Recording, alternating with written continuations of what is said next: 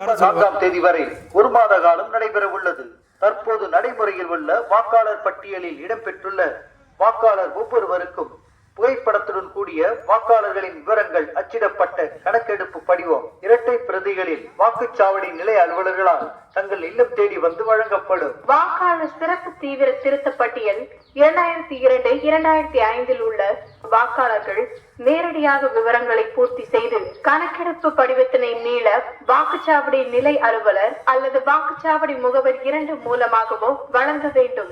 வாக்காளர் சிறப்பு தீவிர திருத்த பட்டியல் 2002-2005 பெயர் உள்ளவர்களின் உறவினர்கள் அவர்களின் உறவு முறையினை குறிப்பிட்டு, உதாரணம் தாய் தந்தை, கணக்கெடுப்பு படிவத்தினை மீள வாக்குச்சாவடி நிலை அலுவலர் அல்லது வாக்குச்சாவடி முகவர் 2 மூலமாகவோ வழங்க வேண்டும். வாக்காளர் சிறப்பு தீவிர திருத்த பட்டியல் 2002-2005 பெயர் இல்லாத வாக்காளர்களும்